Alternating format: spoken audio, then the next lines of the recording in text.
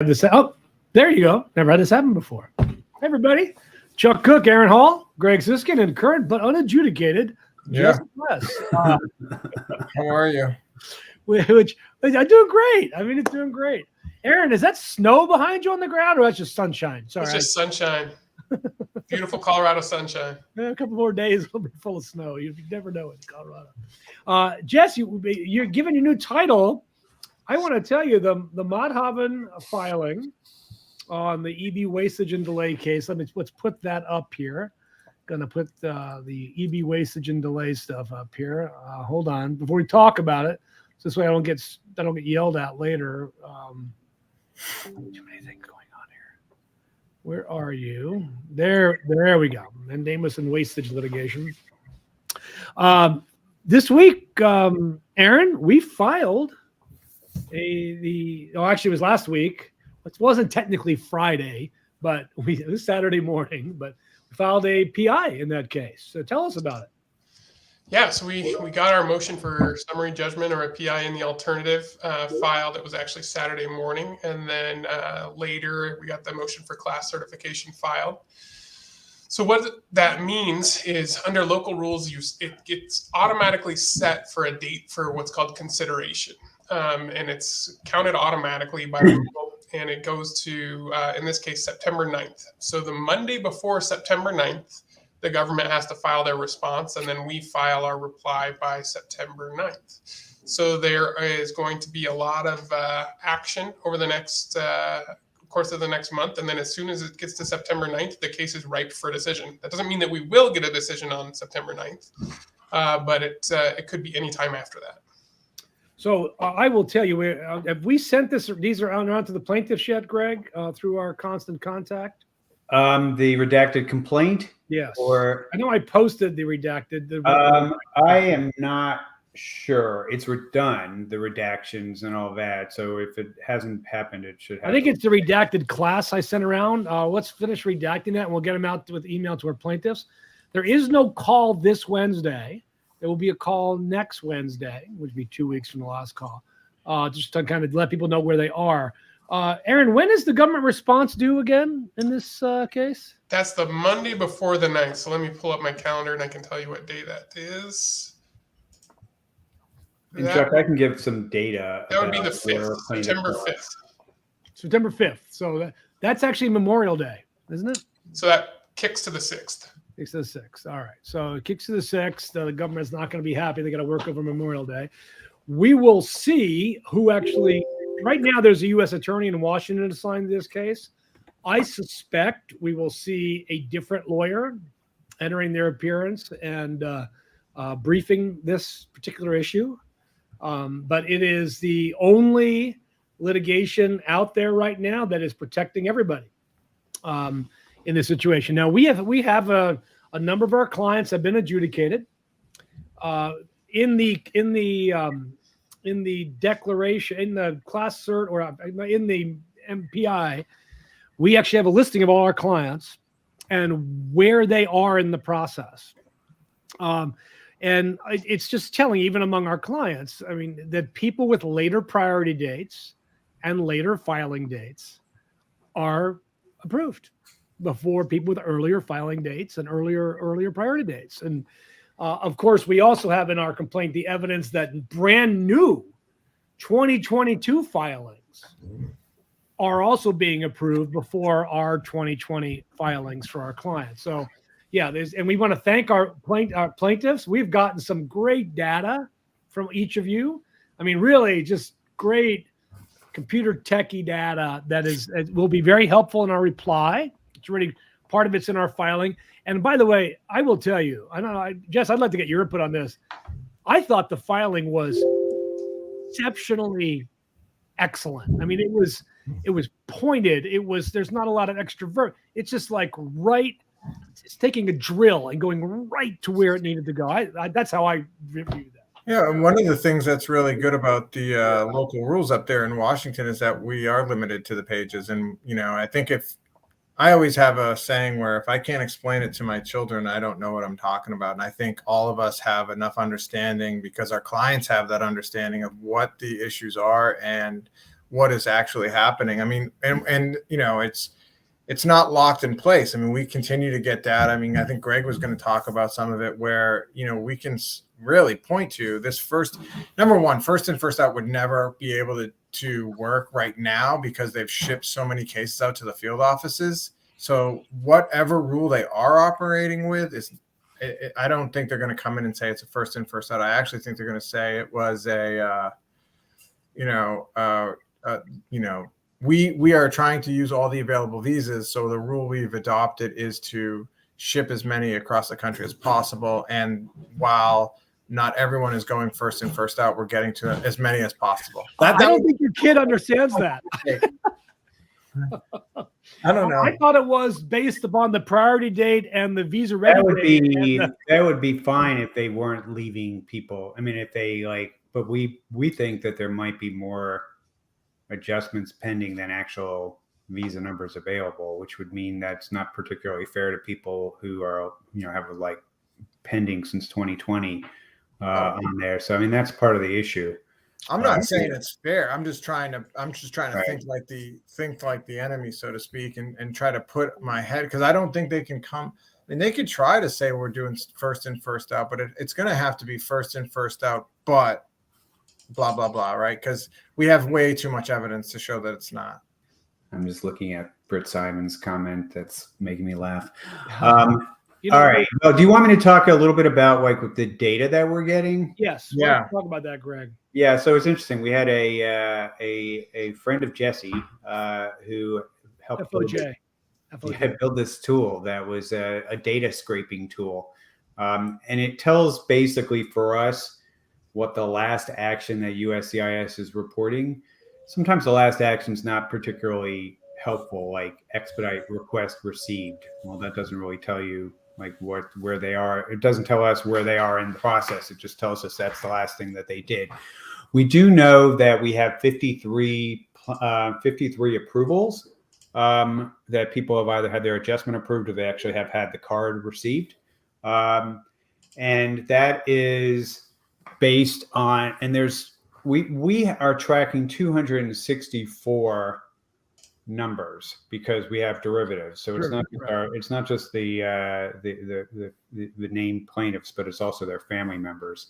But right now the biggest group is case was transferred in a new office's jurisdiction. So that's that basically just says that the case was sent to a field office, presumably, or where whichever office, and that probably is the location that if that's supposed to give the approval for the case. It shouldn't be transferred again after that. So this is that should mean that those 125 are at their final stop. So we have 125 at presumably local offices, right, where 97% of the adjudications are taking place per. Right. And that's 125 that were that's the last action listed. Then there's 47 that are listing that the last action was the case was updated to show fingerprints were taken. That's the next biggest group on there. So out of that 211, I mean that's the bulk of that group are in one of those. Well, the fingerprints taken, they could also be at the local office as well. That's correct. So it may be a lot more at the local office than 125. That's just so it could be more like close to the 200 that are not done or at the local offices. I didn't notice. Is there one that says on Mildred's desk at the NBC? Is there anything like that? No, but we've got, and some people are in RFE stages. So there's 5 people that the last action was response to USCIS request for evidence was received. Now that doesn't tell us where the case was when the RFE was sent. Was it at the local office or not? So, I mean, it's imperfect, the information that we're getting, which is why those update forms still are helpful that people have been getting. But this is, and the nice thing about this data scraping tool is it's updated every 24 hours. So we are getting a much better picture now of the daily progress. So what you're also saying is there's very few cases that are sitting at a service center doing nothing. That's right. Yeah. Right. So that's a good sign. Now the government has the list. They know who you all are. They know who our plaintiffs are. They've already adjudicated a number of them. I believe that they are actively trying to get rid of as many as they can. At the same time, we also have other numbers, Greg, and guesstimates about what they're processing. How many numbers did they have? How much work they're going to get done? They have just reiterated again that they intend to use all the numbers in the visa bulletin. The September visa bulletin, that they may run out by the middle of September of available visa numbers. Yeah. So, I mean, it seems like it's there's definitely not enough, from what we can tell from our other data guys, that there's definitely not enough inventory in EB3 for what's remaining. But a lot of the people in EB3 are also in EB2 simultaneously. And what we can't really get a good picture of is how many are being counted twice as far as the total amount numbers that are available. I mean, you can kind of get a rough idea based on the number of adjustments, but some people actually have more than one adjustment application pending in more than one category. We also got some interesting data about the rollover that we're expecting. And the good news is that there will be a rollover. Again, that was not clear because these consulates have definitely been doing a better job happily for family applicants and getting those numbers approved. But we are going to see, in all likelihood, about 45,000 green cards roll over again for next year. So obviously the goal is to get all our plaintiffs their green cards before September 30th. If we're not successful with that, then the good news is there should still be an inventory that they, for people that are just on the verge and September 30th rolls around. Our mandamus cases are still going to be pretty strong because those numbers should still be available. Enough numbers should be available for in October and November to finish up everybody who has pending adjustment applications based on what we know. Hopefully, but we will see. Here's one thing I was thinking about in the car this morning that still troubles me. 120,000 rolled over, 140,000 rolled over visas. How have they allocated them? They said, for example, that they only had a total of 12,000 Indian EB3s. That they put that in the declaration in the other lawsuit. Only 12,000. Why? I mean, I still don't understand why all the rollover numbers are allocated in any other way other than the oldest people first. That's the thing I don't understand. We know where the 140 has to go. Statute says where they have to go.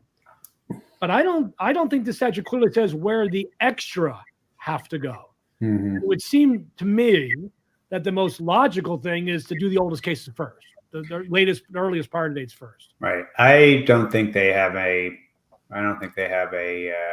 firm guidelines about what they're doing. That would be something I would love to ask government about. I mean, it's because they just won't answer the chance.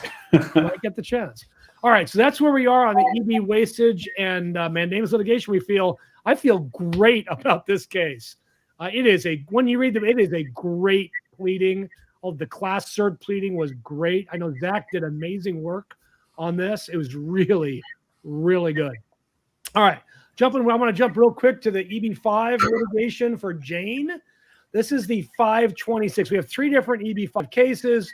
One is CP, one is AOS, and one is 526. I know, Aaron, you've got Benidi, I think, which is the AOS, which government reached out to us. I know that most people on this call, most people who are watching know what these terms mean, but CP is consular processing at a consulate. AOS is adjustment of status processing with USCIS here in the U.S. And 526 is the form that EB5 folks use to get initial classification. Thank you, Greg. Hey, speaking of foreign language, and I had a hearing yesterday in the Jane matter with our federal magistrate in the Northern District of California. It was literally a 3-minute hearing.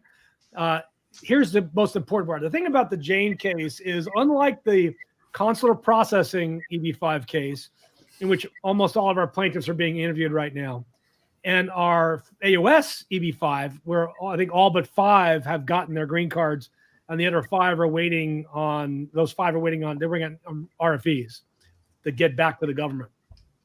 But in the Jane case, the government hasn't adjudicated any 526s. None. Not a single one's been adjudicated. And we asked for discovery in that case. Now, generally speaking, because it's a mandamus delay, APA delay case, generally there is no discovery. But because we are challenging their policies about not just, hey, you took a long time, why? But why did you take a long time?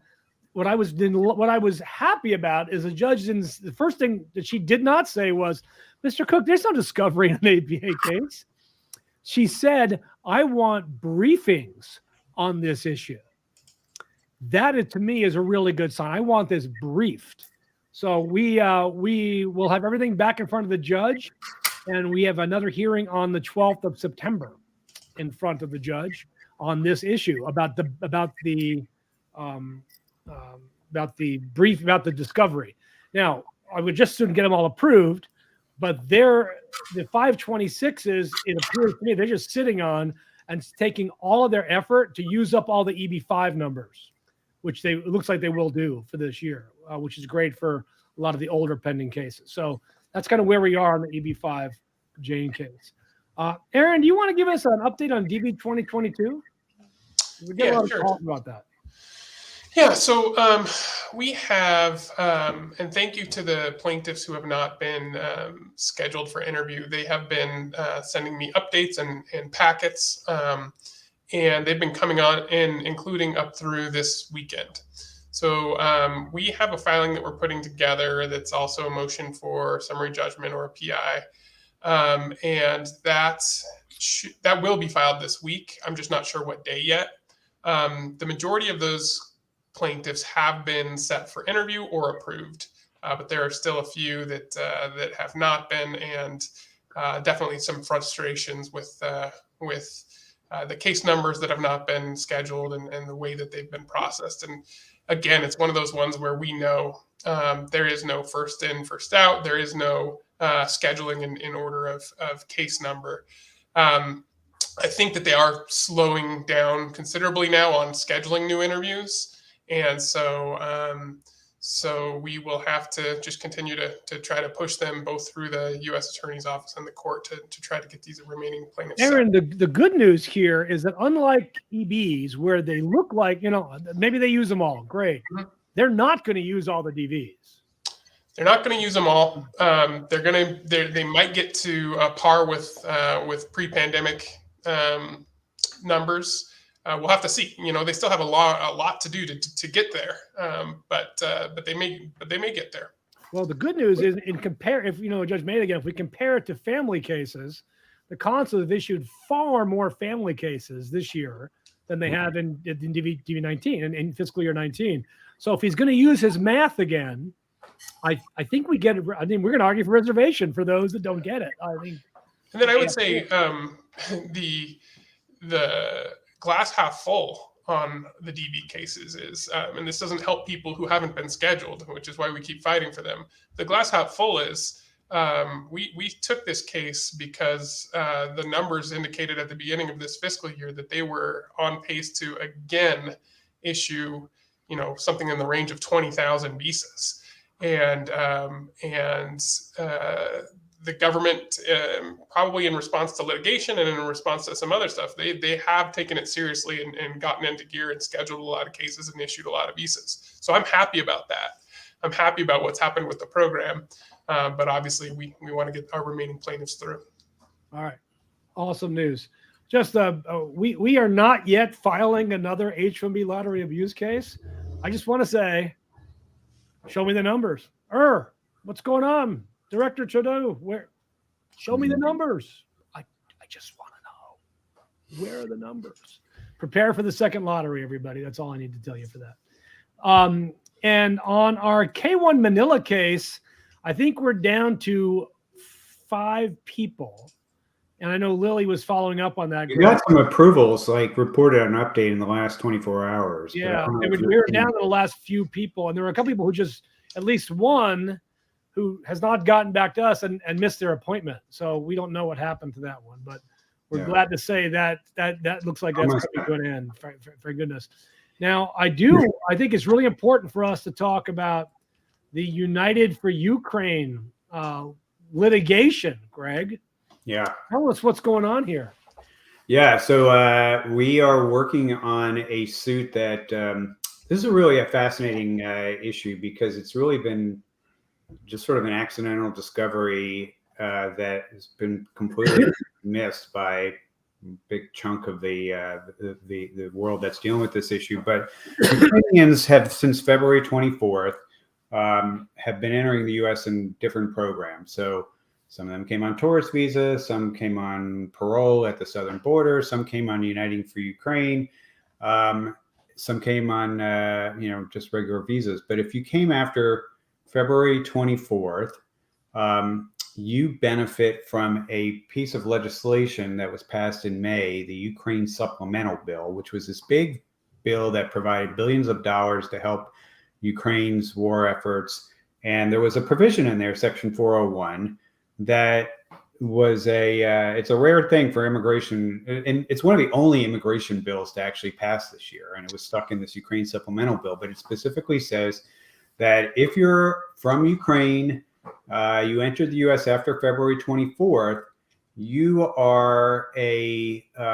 entitled to the same benefits that somebody who enters the U.S. as a Section 207 refugee is entitled to.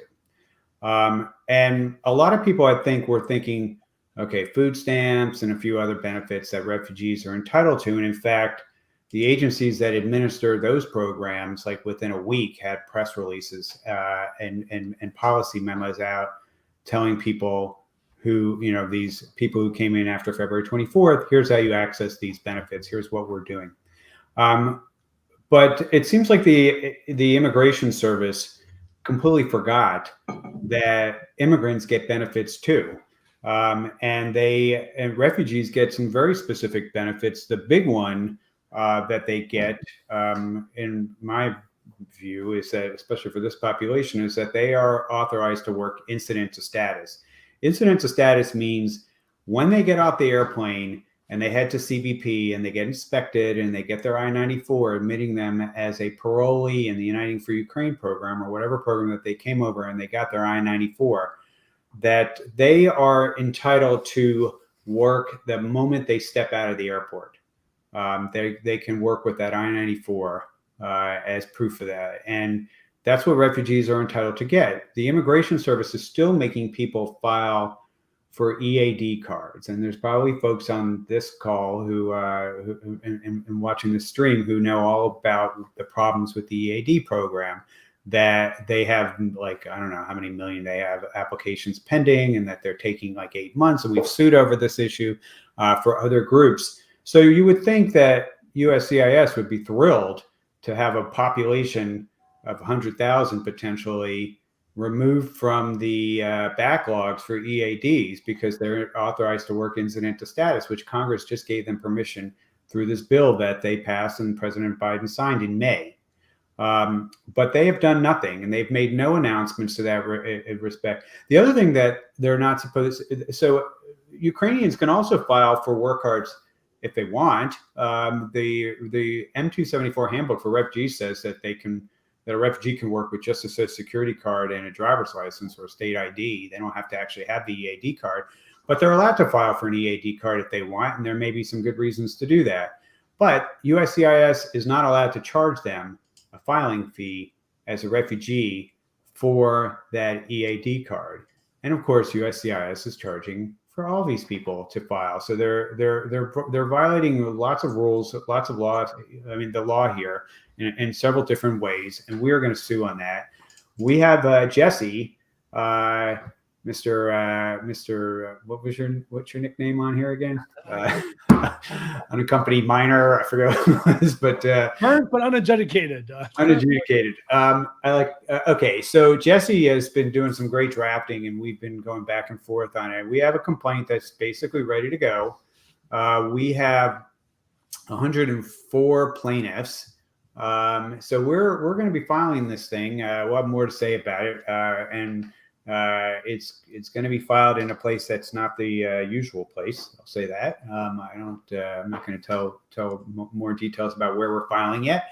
But this case is going to be filed in the next couple of days, And I hope USCIS looks at this and realizes that they are dead to rights as far as like there's no defense here. The language of, I mean, it's like, especially when Congress actually passes a law with an immediate effective date, you can't just like say, I'll get around to it when I get around to it. Judges are not going to put up with that. And it is something that's pretty shameful, I think, because these people, a lot of them are still supporting people that are either back in Ukraine or refugees in other countries. For a lot of these people, it's a mental health issue to be able to work on there, to be, depending on the kindness of these communities where they're going in when they have the ability to work and contribute to the communities that they're in. It's just inexcusable. So I'm really excited that we're going to be filing this case, and I hope we get this thing filed in the next couple of days. I think we will. Good. So we're excited about this. This is fun. Come on, do the right thing. I know. Like this was an easy one. Oh, it is. Oh, by the way, one thing I forgot to mention in our litigation on EB wastage is we have apparently an ally on Twitter. Yeah. We want to thank that small company currently based in Seattle and New York or DC, Amazon. Mom and pop shop, mom and pop bookshop for their public support for USCIS to do their job and issue all the damn visas. Yeah. And I know we have a number of employees of that organization that are plaintiffs of ours. So anyway, shout out to Amazon. Thank you very much as part of this. There's a lot of comments here. My goodness. DG is in Dubai. Don't drink the water. Be good there. You can drink the water there.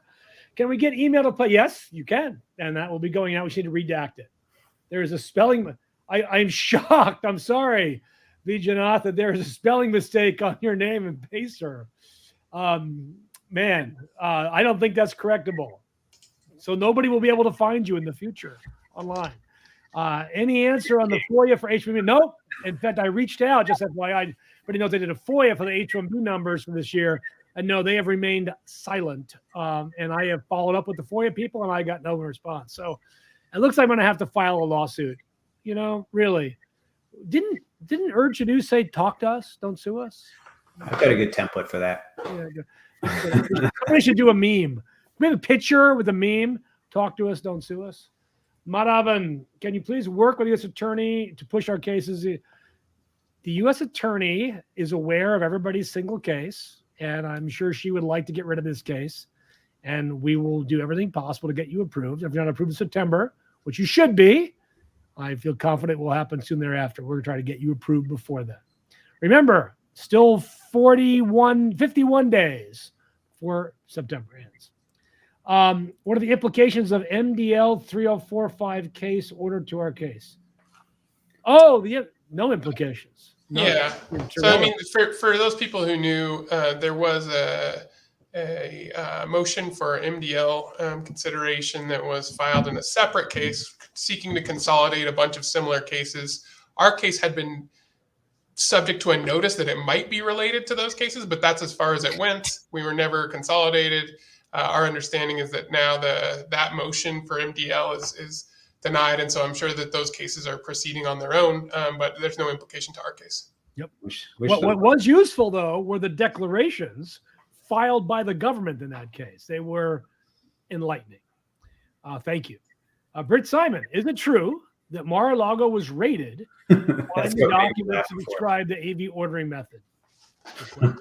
They were probably in the safe, is what I'm thinking. Nobody complains about a raid if they're innocent. I'm just saying. USCIS should acknowledge that currently they pick 45 based on lottery system. It's as good as any other system that we can understand. Probably, to some extent, it is a lottery. I'm an 18,000 K. Your client, when the judge will give the last decision, can I get my reserve visas? That's what we'll find out when we get the PI filed and get a decision from the judge. Hopefully, at the end of the year. I don't know your country, so it's tough to answer that question. Marco Rahab, question is: what kind of authority does the president have to help DV? He has none. President has no authority to help prior lottery winners. Well, he could. Well, except he could withdraw his damn appeal and issue the visas. So he could do that. He could. The end of the question is, could he offer them parole in place? Sure. Is he going to? No. Yeah. You should. Yeah. The president cannot order, at least I think I agree with the government on this, cannot order the recovery of those lost visas. I don't think he can. No. EB Plankton, they can follow FIFO or not. They should use October filed cases. Any processes should. I agree. Totally. Yeah, that's not controversial. Oh, the government lawyer will only do and can do so much. They all know where the cases are. They've got the lists. Yeah. Rome. So we are at the end of the year. If it's going to be issued, I don't think there's going to be 52,000 DV cases issued this year. I think it might be 45,000. Jess, what do you think? Yeah, I got to trust the people who number crunch better than I can. I think there's going to be close to 50 to 52. If it really will depend on how well they do with getting cases out of administrative processing, because there's 7,000 cases in administrative processing right now. So, but I trust Britt's math on this. I mean, I think it's pretty in the ballpark that they're going to do. I mean, I think the issue for DV 2022 is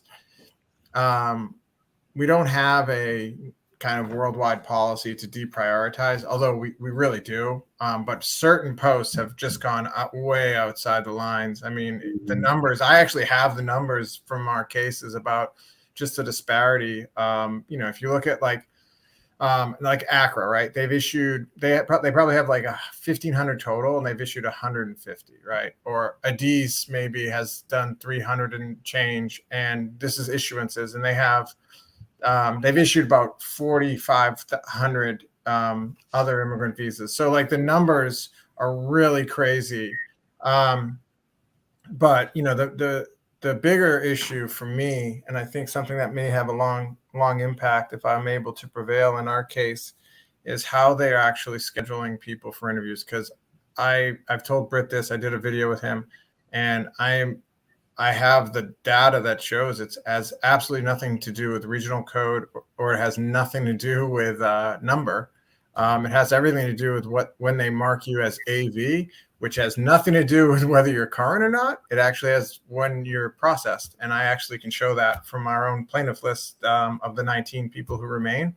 I think it's wrong. I think it's absolutely 100% different from what they've always done going back to 2012. They've always said it. We have to do it by regional rank order, and that's how the regulation reads. And yeah, it's crazy. Like, let me just give you an example, right? I love this example. I gave it to Britt. I know he's listening, but let's say I have a client who is AF 42,000 at a post, and I had another client who is AF 18,000 at the same post. If the 42,000 was marked AV 1 month before, he's probably or she's probably 300 or 400 cases ahead of that person who's AF 18,000. And I just don't read the regulation that way. And actually, don't take my word for it. We've told the court, you can take the director of the KCC's word for it, although he wants to change his statements. I just think that to me is a really fundamental issue that's going to go beyond DB 2022, because we really need to nail down whether they're following this scheduling. Because if your case number doesn't mean anything, we got to have them at all. A new system. Like, what's the system? Exactly. Why have them at all? Just tell them you won. Hey, you won. Right. And then when you won, and then the real lottery will be when we process you. You got to get your documents in before they can process. How fast you get your documents in, but you have no control over who they're going to process in what order. Yeah, you have no control. Well, here's the thing. Like, for me, if I were going to be asked by the judge, I would tell him, listen, it's the same. It's always so much similar to the processing in other contexts. Like, listen, we don't care what we do, but if you're going to give the public notice of one method, you better be living up to that standard and method. And if you put it in a regulation, you don't have a choice, and in DV, we have a regulation. I mean, so I have. I'd also be interested. I don't know, Britt. I mean, this data is even available, but it's not just sort of like how many are left, but I also am curious about how many are pending. Like, how many people have applied? Like, how many people are seeking those slots that are still available, and how close they got? Because that at least would give you a good idea about, if they were able to adjudicate 52,000, then it would be, and they only have like 53,000, or they only have like, a certain number left, and then it at least would give people a better idea of what their odds are of getting it if they knew how many applications were chasing that potential 52,000 usage. One of our plaintiffs emailed me yesterday and said, "I don't understand it. I got picked in the lottery. Why am I getting in?" And she asked, "Did they pick more people than they have visas for?" And I had to say, "Yes, they picked." Right, they always do that, and for good reason. Otherwise, they would use only a fraction of the numbers if they. That's clear from the beginning. A lot of people are going to get denied because they don't qualify. A lot of people are going to change their mind and decide not to apply at all. I mean, but they've been doing this for 32 years, so they usually don't go. I mean, they usually don't go over. And I should say, prior to the Trump years, the numbers usually got fairly close to what was actually available. They seem to do a pretty good job of figuring out how many to budget. Yeah, I agree. All right. FYI, there won't be a case status of the case moves to the field office. Why? I mean, we do have case updates when it goes to another office. I've seen those updates myself, so I'm a little confused by that. No, we know they are because we've gotten the status. We know 125 people. We know that have gotten that says that their case was transferred to a field office on their. Right, so if somebody doesn't have a 2NL, what is the chance of getting a visa for the lawsuit? Well, again, we're going to ask for reserve for visas for people with low numbers like yours who should have gotten it. I mean, this is really a breakdown at the service center. Now, if you just barely sent your documents in, 3 months ago, yeah, you're probably not going to get in. But if you sent your documents early last year, like we told you to do, that's the fight we keep having. Yeah. You're welcome, Liz. We love fighting. Legionath is at the service center doing nothing. That's a kind of an apt description for the service centers. EV plaintiff's case stuck in NBC since December 21 can be done to move field offices, transferred to field office, and only approving cases. That's again, we've talked about. They appear to be doing 97% of approvals at field offices. Yeah. They know where these need to go. Jesse, we don't need to push as use all green cards. They are doing it. Petitioners plaintiff only way is to approve case or repent. Yes, we know. We want you to be approved. That's who we're. No, I don't disagree with. No, I agree. Okay. Let's see. Have you heard anything about the spillover? We talked. Well, the visa bulletin came out, and they said the numbers should remain where they are at least through October. So right, we believe that there will be about 45,000 rolling over from family to employment for the next fiscal year in October. What we don't know is like what precise impact that's going to have on priority date movements. Part of that's going to depend on whether they are able to maximize usage of the visas that are available for this year. If they can use all the numbers up and some of you don't get them, then that's the best possible result in terms of the movement of the movement of the charts, because they'll have more available for next year. But that's what we think is going to roll over. So. All right, so this is an interesting comment. I don't know if I know this is true or not, but visa numbers will only come into usage the last quarter of the year. That should not be the case. No, they should be allocated in quarters throughout the year for workload purposes. They don't just dump 40,000 extra visas in the last quarter. Right. That's right. Space Prince wants us to timely get in the filings. Well, Space Prince, if you were the only client, we would have copied you immediately. There's a lot of royalty on this. Yes, there is. But since we have to redact the damn thing. I was the one who actually did the redacting on the amended complaint. And the way we did it was, first of all, your name is mentioned 4 times in your paragraph. And we have 150 paragraphs. And what I did this time so that people can find themselves is one of those 4 names. I kept the first initial unredacted and the last initial. The first initial of the first name and the first initial of the last name unredacted, so that you can figure out very quickly if it's you that we're talking about. And I can tell you that took me a number of hours to do that. It was like it was very tedious. It is done and it will go out. And Space Prince, it's not timely enough for you, but that's how manual this process is for doing it. So patience, young grasshopper. Go over your blinking excited to see you fighting for all planets. Yes, that's what we're doing. getting ready. Jesse and I will be talking next couple of days to get the court a schedule. The government proposed their schedule, Jesse. Yeah, my issue is not go first. That's no. I mean, the reservation. What did you say? Well, but the greater reservation that we talked about, that involves. Oh yeah. That's not the first issue the court needs to look at. I got to be honest with you.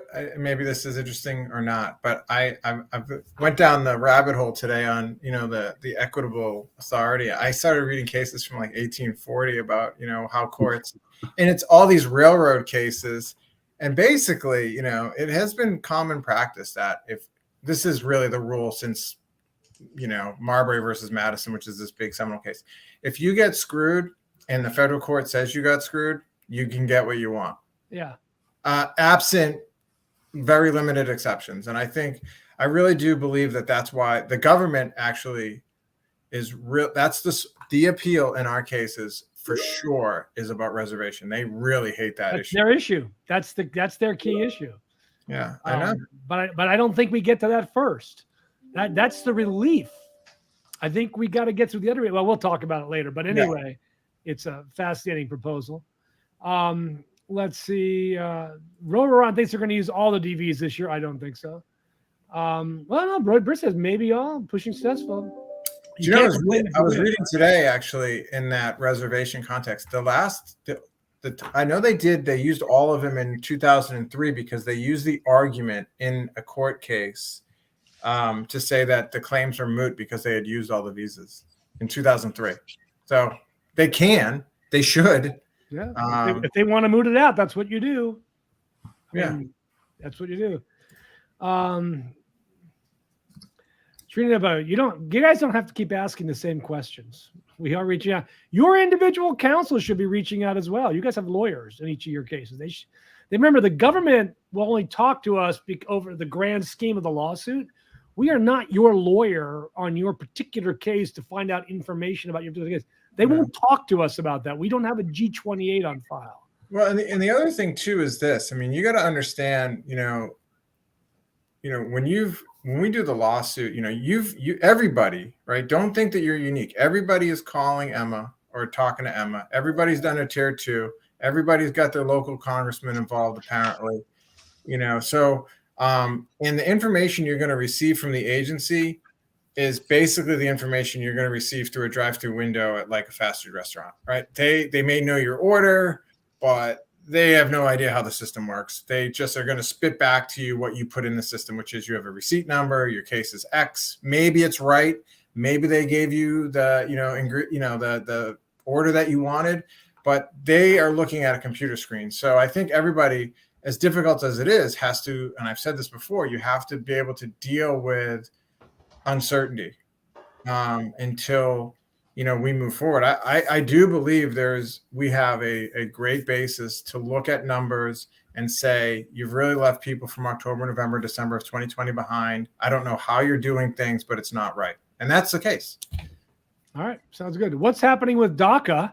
That's an excellent question, Ali Mayorkas. What is happening with DACA? Where is DACA? Urchadu, where's DACA? Show me the DACA. We did get some news, though, Chuck. You and I. Well, we did, and we think said that should be coming in the next couple of days. You think it's a couple of days, or certainly by the end of the month? That is the next couple of days. I think. Well, let's keep it. Usually, it's Friday at 5 p.m. To beat the news cycle. All right. Britt points out the government did schedule 24,000 cases in August and September. Okay. USCIS is not using all the numbers before September. They will use the numbers before October. Maybe. If they use all the numbers before September, we're not going to have much of a case by the time 9/9. I don't see that happening. I don't see how they can do that. Hey, listen, that'd be great. But then the mandamus continues. We go, Judge, they should be the first people in line for this next year. Yeah. Punto. That's the thing about the case. It's a mandamus case. So it's not like the DV where the numbers are going away. There will be numbers there, and this is to get the case done now. Yeah. Okay. Let's see. Some wishes we haven't talked about there. Britt's answering some questions for us. Thank you, Britt. I appreciate that. Liz from Switzerland. Wait, can I say one thing about wastage on Yeah. here? One thing that we do not know, I think is a bit of a mystery, is when the government's saying how many visas that they've, have already done all that. We don't know if they're using that, we've talked about it on past streams, but we know that they reserve numbers in this fiscal year for people that hadn't been actually approved and adjudicated and issued a card yet. And we don't know, there may be a number of our plaintiffs who, even who have numbers that have already been set aside for them out of the numbers that the government's reporting. That they, the government's trying to say we've already, that they're making great progress, we're this far along and all that. And they may be fudging the numbers a bit by saying that, by using those numbers that they quote unquote reserved at the beginning of the fiscal year, saying that these people were close enough to being approved that they could do that. So it's really, I think, unclear, yet for that they do have more adjustments than they have actual numbers available. It's just that the fact that they were doing that, they didn't publicize, and we don't know how many people that accounts for. Well, I have a question, because I think if I were them, do you think they're allocating visas when they ship them out to the field offices? Possible. It's quite possible. I actually would think there's maybe some truth to that. Maybe we could get, hopefully they'll put that in their declaration or something, because who is reserving the numbers and when? Right. That's right. Because that way, and if they are doing that, they should do a case status update for those people, and so that would help alleviate some of the. That goes to the next question, Jesse. I mean, in another case, they gave an update. Yeah, because they had to file with the court. That's why you got an update. They didn't randomly get an update. Hey, great to see you, big guy. Here's your update. That's not how it works. Yeah. They were trying to convince the court what great guys they were in fixing the case. So Yeah. we'll get that when they respond to the case. And of course, we'll follow up and see what we can do. And I think too, this is like a litigation teaching moment. There are times when you need to push, and there are times when you need to let your case breathe. And I think for us, we've done everything possible in a tight window so we can let it breathe a little bit and let them take our arguments seriously. And if there are corrections they need to make, we've given them time to make them. And I think that's important. Like sometimes when you rush into a courthouse, it's screaming bloody murder, and you force everyone to make a decision now, it's not the decision you want. So I think we've done it the right way. I mean, I'll stick to it. I know people want their green cards yesterday, but I think we have the appropriate strategy to do the best we can. I mean, it's going to work. It's going to work. Sandeep is right. Some field offices are literally a black hole. Totally. We all work in field office. I mean, that's, do a lot of work in field offices. And you send an RFE in and they don't work on it forever. I get it. But it's quite clear that headquarters is sitting on the field offices. It wouldn't surprise me if they're getting end of day updates every single day. They're with their kids on summer vacation somewhere, and they're just not getting as much work out. It's sitting on Babette's desk while she's out taking a vacation, taking the kids to Disney on Ice. Yeah. Nanette, if you applied for a parole in place through your son being military, first of all, thank you for serving. You'll get approved. It takes about 6 months. You'll get approved. You'll be good. So that'd be good. Brett said, by the way, on DVs, they've processed 100,000 cases. Yeah. Cool. So if they did that to AV status and they're going out of order, you can only imagine how many people screwed. But yeah. All right. Let's see what else we got here that we haven't talked about. What do you think of people getting 45 approved even when their Part A is not current? Well, we already talked about that previously. I mean, we know it's bizarro land. And frankly, if it's other than, Greg talked about this in the context of doctors getting approved for the PD's current. Last week, go back and watch that video. We don't repeat it here. But if you're not a doctor and your EB3 garbage collector gets approved and your PD's not current, have your lawyer call immigration and fix that. Because you don't want to realize that 5 years later when you're naturalizing and they take your... And by the way, a court just upheld them doing that. A court just upheld immigration saying, we're going to take your green card away because you weren't current then. And now, of course, sorry, it's over. So too bad, so fast. Check. Somebody sent the meme to us that you requested. Yeah. Oh, did they? In your email, if you check. Oh, I'm gonna check that. So when the DV case, when will it be concluded? That is a great question. That is a great question. It should be concluded when all our plaintiffs get their visas. That's really what we need. But I'd love to figure out. I need to get this banner with this meme in it. I don't even know that's possible.